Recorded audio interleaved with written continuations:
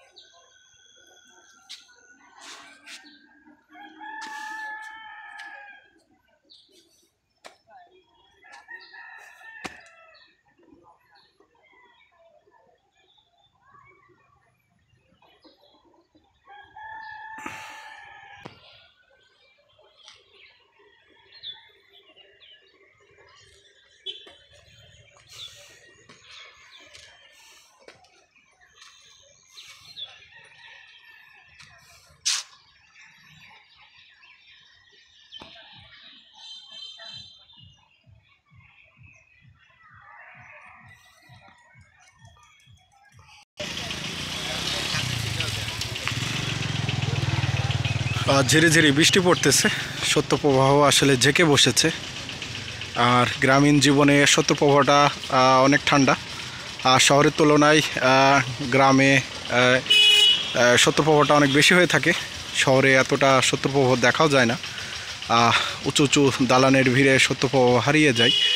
সেই তুলনায় গ্রামীণ জীবনে শৈত্যপ্রবাহটা নিজ চোখে স্পষ্টভাবে দেখা যায়। আর এই যে কুয়াশাটা দেখতে পাচ্ছেন, এই কুয়াশাটা তখনই আপনি দেখতে পারবেন যখন আপনি এরকম প্রাকৃতিক জায়গাতে আসতে পারবেন। আসলেই আপনি এই যে কুয়াশার যে একটা অনুভব সেটা আপনি অনুভব করতে পারবেন এবং নিজ চোখে দেখতে পারবেন। সুন্দর একটি কুয়াশা।